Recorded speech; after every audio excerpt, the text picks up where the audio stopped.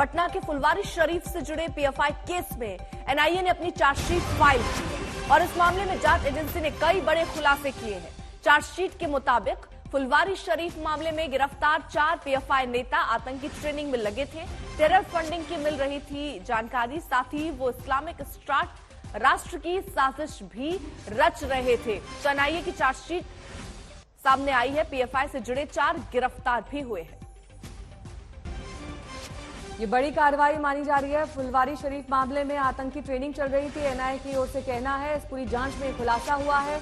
पटना के फुलवारी शरीफ में पीएफआई मामले में ये खुलासा हुआ है। दरअसल लगातार ये छापेमारी का सिलसिला पूरे बिहार में हो रहा है और इसी के चलते अब पटना में बड़ी कार्रवाई और इस मामले में ये खुलासा, जिसमें अब इस्लामिक राष्ट्र की साजिश थी, इस बात को सीधे तौर पर एनआईए की चार्जशीट में कहा गया है।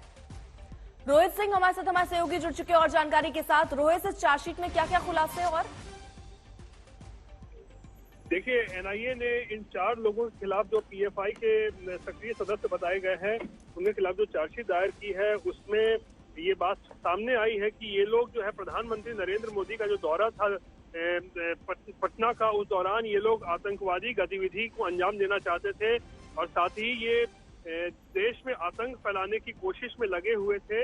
और इसी को लेकर है जो 4 लोगों के खिलाफ एनआईए ने अब चार्जशीट दायर कर दी है, जिसमें से एक का नाम अथर परवेज है, दूसरा जलालुद्दीन, तीसरा नूरुद्दीन है और चौथा अरमान मलिक। और इन चारों को जब पीएफआई के पटना मॉड्यूल का खुलासा हुआ था, उसके बाद ही इन चारों को गिरफ्तार किया गया था और इस मामले का ट्रायल चल रहा था। और अब एनआईए ने इन 4 लोगों के खिलाफ देश विरोधी गतिविधि और आतंक फैलाने के आरोप में चार्जशीट दायर किया है। रोहित, साथ ही किस तरीके की मोडस ऑपरेंडी और चार्जशीट में किस तरह की डिटेल्स दी गई हैं?